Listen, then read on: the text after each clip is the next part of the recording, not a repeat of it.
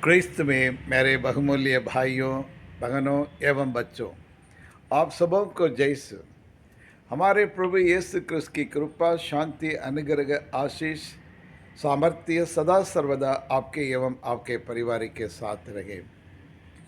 प्रिय विश्वासियों, आज माता कलसिया सामान्य काल का 33वां रविवार मना रही है और आज रविवार ये मनन चिंतन के लिए और हमें संत लूकस रचित सुसमाचार अध्याय 21 पद संख्या 5 से 19 तक दिया गया है। और आज के सुसमाचार के जो मूल संदेश हैं और प्रभु यीशु क्रिस्त के दूसरा आगमन होने वाला है, यानी प्रभु यीशु क्रिस्त का दूसरा आगमन की प्रतीक्षा कैसे करनी चाहिए, या दूसरे शब्द में प्रभु यीशु क्रिस्त इस संसार के अंत में और इस संसार में आने वाले हैं और इसलिए उसके दूसरे आगमन के लिए और इसको हमें किस प्रकार की तैयारियां करनी चाहिए करके और आज का सुसमाचार हमें बतलाता है। जी हाँ, क्रिस्त में प्यारे भाई और बहनों, बाइबल बताती है कि इस संसार का अंत होगा, ये दुनिया के अंत होगी और प्रभु यीशु का दूसरा आगमन भी होगा, यह निश्चित है। लेकिन किसी को नहीं मालूम कि ये कब होगा। जब प्रभु यीशु क्रिस्त अपने शिष्यों को बता रहे थे, लेकिन तब शिष्य ने भी यही सवाल उनसे पूछा, प्रभु ये सब कब होगा, कब घटेगा। लेकिन प्रभु यीशु क्रिस्त मार्कुस सुसमाचार अध्याय 13 में कहते हैं, और ये किसी को नहीं मालूम है, ये दुनिया का अंत, संसार के अंत कब होगा करके मुझे भी नहीं मालूम, ना स्वर्गदूतों को मालूम है, ना संतों को मालूम है, सिर्फ पिता परमेश्वर को ही मालूम है करके। कब होगा, किस समय होगा, ये सब जानकारी पिता परमेश्वर के पास है, उसके सिवा और किसी को मालूम नहीं करके उन्हें कह दिया। लेकिन उसके लिए तैयार रहने के लिए, सतर्क रहने के लिए, सावधान रहने के लिए प्रभु यीशु क्रिस्त वो शिक्षा दिया है। आज के पहला पाठ मलाकी ग्रंथ भी और अध्याय 3 पद संख्या 19-20 भी यही कहता है कि ये दुनिया के अंत होगा, ईश्वर का दूसरा आगमन होगा, वो अचानक होगा। कोई सोच नहीं सकते कि कब, कहाँ, किधर, कैसे, नहीं मालूम है। लेकिन ईश्वर का आगमन अचानक होगा, अचानक अपने मंदिर में आएंगे, यानी अपना मंदिर मतलब हमारे शरीर में, हमारे जीवन में, और प्रभु का दूसरा आगमन होगा, ये निश्चय है प्रिय विश्वासियों। और ये कब, कैसे होगा, वह एक सोनार की अग्नि, ये सोनार की आग जैसे आएगा। और वह आने पर कैसे होगा, इधर आकर और धोबी के साबुन की तरह शुद्ध करेगा, पवित्र बना देगा, शुद्धिकरण करेगा करके और आज का पहला पाठ हमें बतलाता है।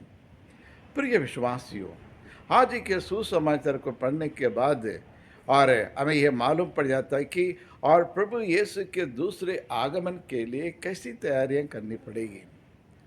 और सर्वप्रथम हमें सावधान रहना, सतर्क रहना पड़ेगा, जागते रहना चाहिए, क्योंकि लोग कहेंगे और ईश्वर की मुक्तिदाता वो आ गया है, इधर आ गया है करके लोग तरह तरह की बातें कहेंगे। अलग अलग व्यक्ति नाम लेकर, ईश्वर के नाम लेकर आएंगे, मैं ही मसीहा हूँ, मैं ही मुक्ति देने वाला हूँ करके कहेंगे।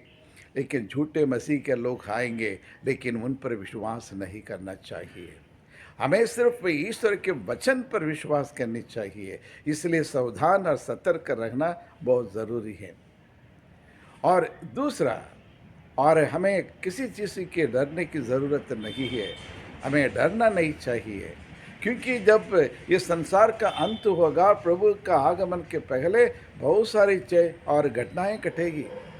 जैसे बाइबल बतलाती है कि और उस समय और आकाश दत्त में अंधकार फैलेगा, सूरज डूब जाएगा और रोशनी नहीं देगा, तूफान आंधी होगा और भूकंप होंगे, महामारी होंगे, युद्ध छिड़ेगा, परिवार में और समाज में आपस में लोग लड़ेंगे, झगड़ेंगे। ये अनेक प्रकार की और ये घटनाएं घट सकती हैं, लेकिन उसको देखकर हमें डरना नहीं चाहिए। हम निरंतर अपनी प्रार्थना करते रहना चाहिए और नित्य प्रार्थना करनी चाहिए और ईश्वर को धन्यवाद देते रहना चाहिए। और तीसरा, हमें एक साक्ष्यपूर्ण और जीवन बिताना है, क्योंकि प्रभु यीशु क्रिस्त के शिष्य है आप और मैं, और इसलिए हमें एक प्रभु के समान एक अच्छे क्रिस्तीय जीवन बिताना चाहिए। जिस प्रकार प्रभु यीशु ने स्वर्ग राज्य की स्थापना की है, उस स्वर्ग राज्य को हर जगह में स्थापना करना, अपने स्कूल में, अस्पताल में, या सोशल वर्क में, या अपने परिवार में, और हमें ये और ईश्वर का राज्य को बनाना है। ईश्वर का राज्य आनंद का राज्य, न्याय का राज्य और सत्य का राज्य, समाधान का राज्य, और इसी का हमें स्थापना करना चाहिए। प्रिय विश्वासियों, यानी एक पवित्र जीवन बिताते हुए और दूसरों के लिए हमें नमूना बनना चाहिए, एक आदर्श व्यक्ति बनना चाहिए, और ईश्वर की इच्छा को पूरी करनी चाहिए, अपनी इच्छा के अनुसार नहीं, लेकिन ईश्वर की इच्छा को पूरी करनी चाहिए। जो भी हम भला कार्य करते हैं, जो भी सेवकाई कार्य करते हैं, ये सब अपने नाम के लिए नहीं, अपनी प्रसिद्धि के लिए, प्रतिष्ठा के लिए नहीं, लेकिन ईश्वर के लिए, ईश्वर की महिमा के लिए हमें ये करना पड़ेगा। प्रिय विश्वासियों, और अंत में और हमें और हमारे मन में एक दृढ़ विश्वास, पक्का विश्वास होना चाहिए, मेरा प्रभु आएगा माँ के, और मुझे इस संसार से आज सांसारिक जीवन को समाप्त करते हुए और स्वर्ग राज्य में मुझे ले जाएगा।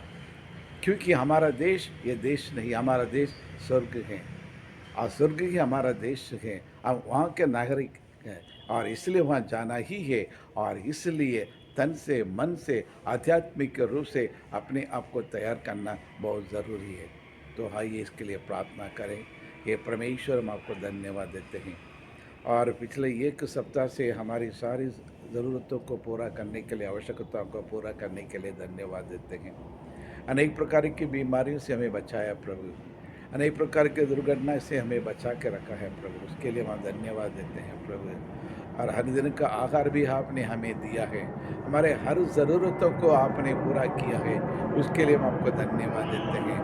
आगे आशा करते हैं प्रभु, इस आने वाला सप्ताह में भी हमारे परिवार की रक्षा करें, हमारे हर एक कामों को आशीष दे, हर एक कोशिश में सफलता हमें प्रदान करें, और हम अच्छी तरह से और आपके आगमन के लिए और प्रतीक्षा कर सकें, उचित तैयारियां कर सकें।